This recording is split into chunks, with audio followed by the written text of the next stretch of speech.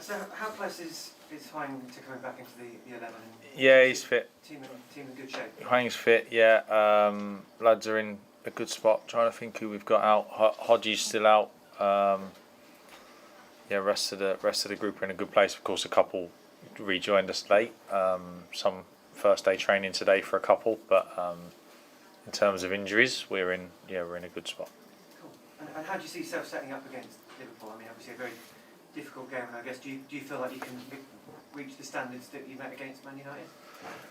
I think Liverpool have been very impressive this season. I think they've made a big improvement from last season with their sort of structure, and I've watched obviously all of their games so far this season, and they look a very good side. So it'll be a tough game for us, of course. Obviously Trent's been a big part of their sort of the new structure that they've used with him rolling inside, and obviously he came off injured against Aston Villa and missed the England games, so yet to see whether it will be similar to that or whether it will be something different that we need to prepare for. But yeah, I think it's going to be a tough test. Whenever you play Liverpool, Manchester City, Manchester United, the real big sides, it's going to be a tough game. So we've got good game plan in place that allows us to be aggressive when we're ready to, allows us to have good spells with the ball, and looking forward to seeing what the boys can produce again.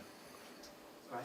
And in terms of, I mean, obviously, I know we're moving into the Premier League again, but in terms of the international break, I mean, do you see AFCON becoming a problem later down the line with Nori and potentially, I guess, Traoré as well at some point? Is that come into your thinking watching the break? No, not really. It's a long way off, of course.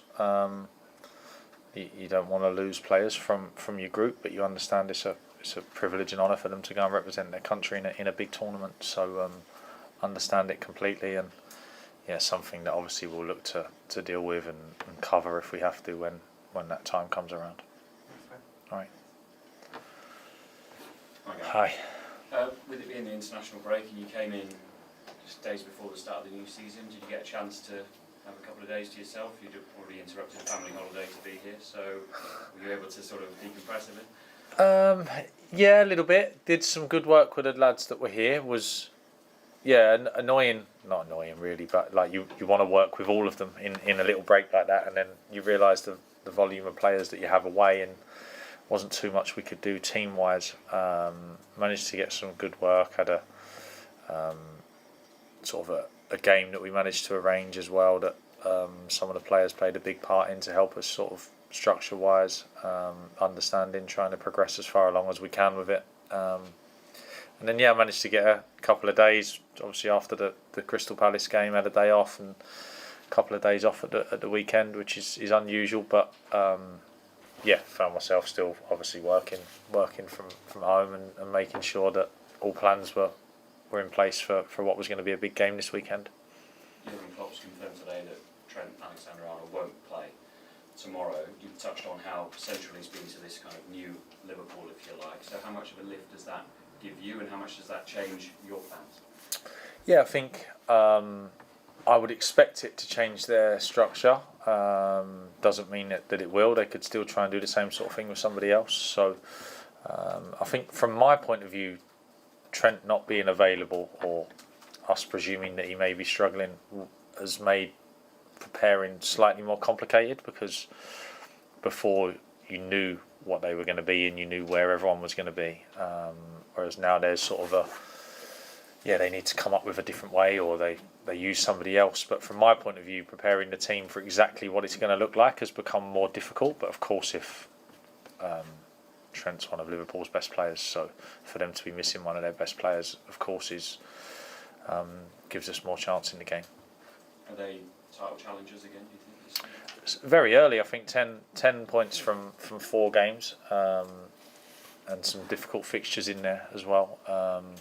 Managing to win at Newcastle when you're down to 10 men is an incredible effort. I know how tough it is, as everyone does, to go away to Newcastle and get a result with 11. So to be 1-0 down and be as good as they were with 10 shows that they're in a real good place. I think I'd be very surprised if they're not right up the top this year. Of course, as with most people, Man City will be the favourites, I'm sure. But I think with what they've managed to add, obviously added a lot of really good players in the summer, so I would expect them to improve significantly on the points tally that they achieved last season. How much confidence did it give you personally when you beat them as Bournemouth manager back in March? A real pressure game when Bournemouth were bottom of the table and a lot riding on it for you. Yeah, it was a big weekend for us. I think we'd just suffered that last second goal at Arsenal the week before, so to bounce back and to beat Liverpool at home in a big game was a big result for us. The way the game went as well, and sort of how well we coped with most things. Of course, needed a little bit of luck in the missed penalty, but in general, I thought we fully deserved to win that game. And yeah, hopeful that we can do the same again. I think we'll face a stronger Liverpool, no doubt, today than what we faced last year at Bournemouth. I think they've obviously recruited well and signed some very good players, so I would expect it to be a tough game. But yeah, pleased with where the group are. I think obviously a couple of question marks, as I'm sure all managers do, over the lads that have travelled a long way and how well they'll be able to recover and go again, especially for an early Saturday.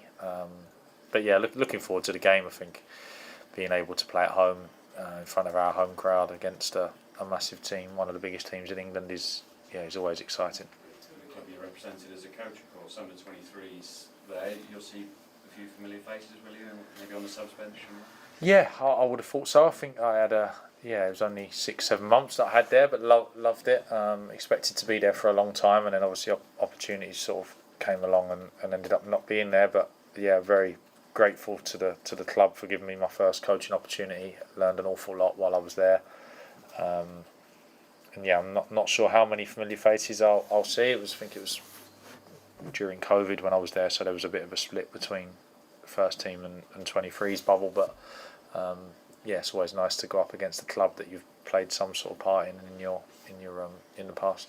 I'll just ask you about a few of the deadline day signings that you made and get your views on those. Before that, though, Tommy Doyle, you had a minor knee problem. He's fine, is he?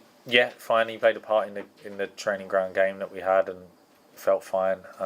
Hasn't played a lot of football since the Euros, but we're trying to get him up to speed. He's fit enough to be in and around the matchday squad tomorrow, which is a positive. Jean-Luc Bellegarde arrived, offers something different according to Matt Hobbs. What have you seen from him so far? Yeah, he's been excellent training, very, very good. I think his approach, his work ethic, sort of how well he understands what you ask, and sort of no fuss about him. There's never any sort of, he never questions what is asked of him. He has a real good understanding of it, is willing to do it until you blow the whistle and tell him to stop, has a fantastic attitude, has quality, athleticism. So obviously a step up into the Premier League for him, but excited to see how well and how quickly he can adjust and what an impact he can have on it. So finally, Santiago Bueno, what can he offer other than competition, obviously? Yeah, he's obviously good footballer, good with the ball, has decent athleticism as well.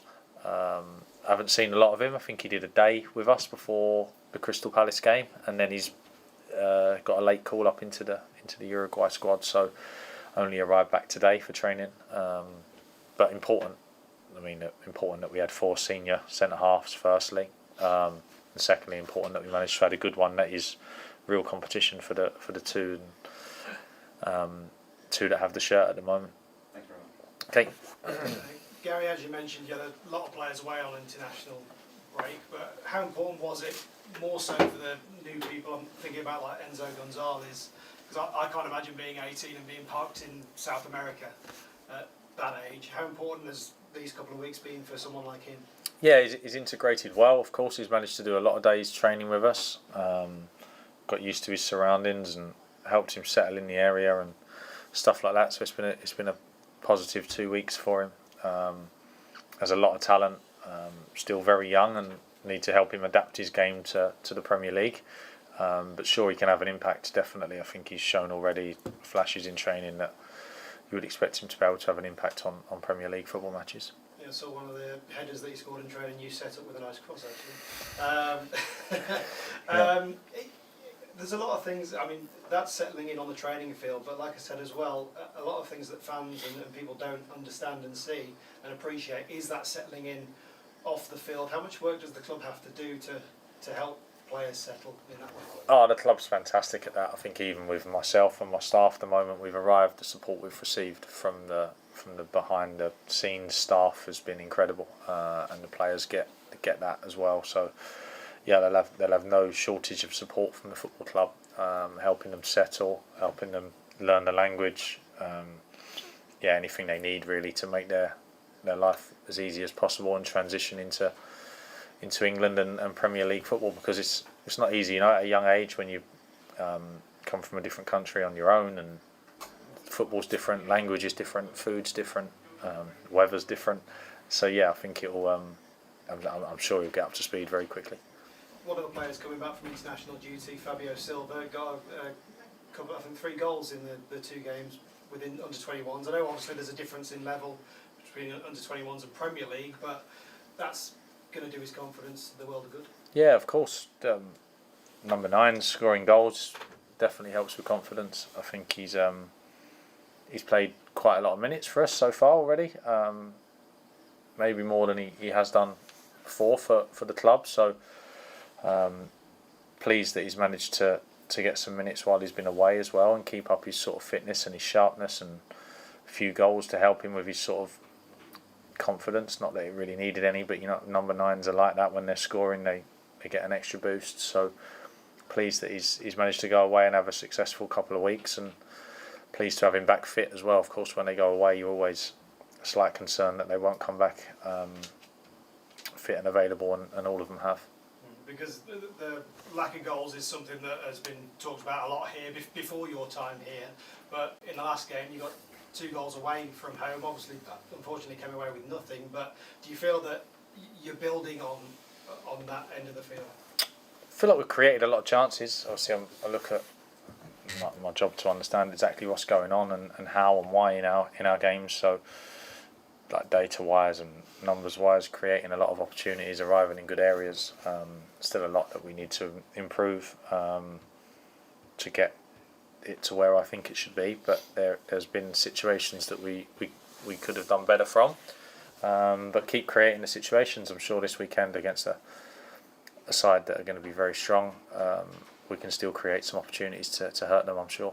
And just finally from me, you referenced earlier beating Liverpool last season. Are the lessons you can learn from that? Obviously, you've got a different set of players, but are there lessons you can learn from those experiences? Yeah, I think I learn from every game that we take, but I think the way that we went about it that day, the way we created an atmosphere in front of our crowd, the way we managed to put Liverpool on the back foot at times, will all be things that we look to try and do this weekend. But as you say, I've got a different group. Liverpool are a very different group, and they're in extremely good form at the moment. Whereas during that time when we played them, they were maybe going through a slight transitional phase. So will be a bigger test for sure. Camera off, please. Unfortunately, we've only got about 7 or 8 minutes tops.